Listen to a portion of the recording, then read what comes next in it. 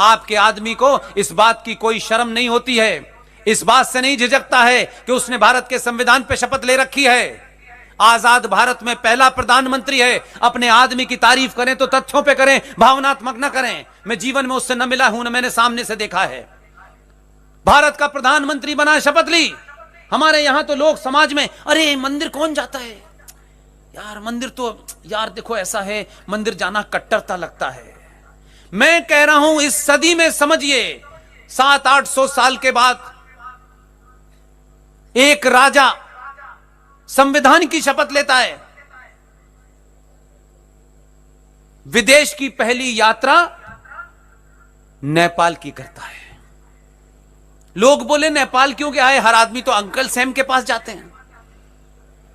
यह नेपाल गया, पशुपतिनाथ मंदिर में 8 घंटे पूजा करके निकला तो रुद्राक्ष से भरा हुआ था और तिलक लगा हुआ था। जब वो यह कहता है कि मैं प्रधानमंत्री होके अपनी पहचान पे नहीं शर्माता, तो तुम किस लिए शर्माते हो यार? तुमको किसको जवाब देना है? वो आपको मैसेज देता है, लेकिन आप नहीं समझ पा रहे। आप चाहते हैं वो चिल्लाए रोज खड़े होकर के, वो प्रधानमंत्री है। एक बार नहीं देता, कभी कभी शाम में जाके केदारनाथ में भी बैठ जाता है, कहता फिर देखो आ गया। आपको मंदिर जाने में शर्म महसूस होती है? आपको हिंदू होने में शर्म महसूस होती है? 1995 में भारत का प्रधानमंत्री पुर्तगाल गया था। पुर्तगाल में बहुत सारे गुजराती हैं, उन्होंने एक मंदिर बनाया था। प्रधानमंत्री ऑफिशियल विजिट पे थे, और प्रधानमंत्री हमेशा ऑफिशियली होता है, अनऑफिशियल नहीं होता कभी। वो सोते में भी प्रधानमंत्री होता है और जगने में भी प्रधानमंत्री होता है।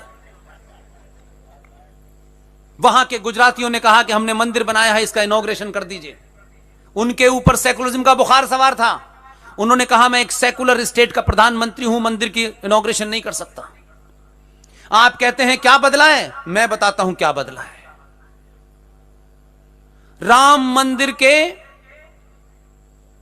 नींव रखने के कार्यक्रम में आपने, मैं कहता हूं आम आदमी को नहीं देखा, मैंने भारत के राष्ट्रपति को भगवान राम के सामने दंडवत देखा है। दुनिया को जो समझना है समझें। इसलिए इसमें एक भाव छुपा हुआ है, उस भाव को शायद मैं ज्यादा आसानी से आपके सामने रखना चाहता हूं। अपनी पहचान और अपने आप पे जो कौमें, जो सभ्यताएं शर्माती हैं, इतिहास में उनका वजूद समाप्त हो जाता है। इसलिए आपको अपनी पहचान पर, अपने सरोकारों पर, अपनी आस्थाओं पे, अपनी परंपराओं पे अगर सही ज्ञान होगा तो गर्व होना चाहिए। इसलिए वो प्रधानमंत्री बनने के बाद प्रधानमंत्री है, जो उसका अपनी प्रजा के प्रति धर्म है वो निभा रहा है, लेकिन पर्सनल आस्थाएं उसकी नहीं बदल सकती।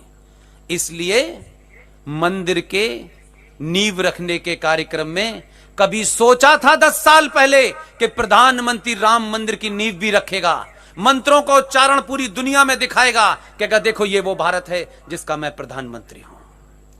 आपको किसने रोका है? मुझे किसने रोका है? आप सिर्फ एक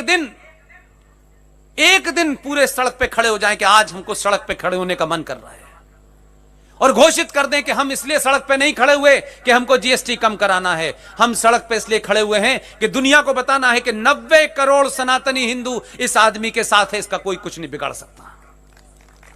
और आप जब अपनी आस्थाओं और परंपराओं पे ध्यान रखते हैं, आप कोट टाई के चक्कर में नहीं रहते, आप छुरी कांटे के चक्कर में नहीं रहते, आप अपने शत्रु से अनुमोदन नहीं चाहते, तब पूरी दुनिया सलाम करती है। और जिस प्रधानमंत्री और मुख्यमंत्री के ऊपर मुस्लिम विरोधी होने का आरोप लगा था, उसी को इस इस्लामिक देशों के 6 देशों ने अपना सर्वोच्च सम्मान दिया। आपको झुकाने की ताकत आनी चाहिए। आपको झुकाने के लिए किसी को डराना नहीं है, धमकाना नहीं है। आप जो हैं, आपका रंग काला है, पीला है, कपड़े नीले हैं, करीब हैं, कपड़े पहने हैं, चप्पल पहने हैं, जूते पहने हैं, फ्रॉक पहने हैं, इस पे मत जाइए। आपके अंदर क्या छुपा हुआ है ये उस कपड़े में से नजर आना चाहिए। जब आप बोले तो पता चले कि इसने कपड़े कुछ भी पहने हो। ये जब बोलती है, ये जब बोलता है तो हमको लगता है 5000 साल नहीं, हजारों हजारों साल पुराना सनातनी बोल रहा है। उसकी बोली पे जाइए। इसलिए आदि आस्तीन का कपड़ा है, पूरी आस्तीन का कपड़ा है। पूरी दुनिया में आज जिस तरीके से वो घूम रहा है, पूरी दुनिया के लिए प्रेरणा है कि ये आया कहां से है। इसलिए जो इस्लामिक वर्ल्ड में खलबली है, इसलिए इस्लामिक जो नकली इस्लामिक यहां हैं, उनकी समस्या यह है कि अगर ये रुक गया 24 में तो पता नहीं क्या क्या करेगा।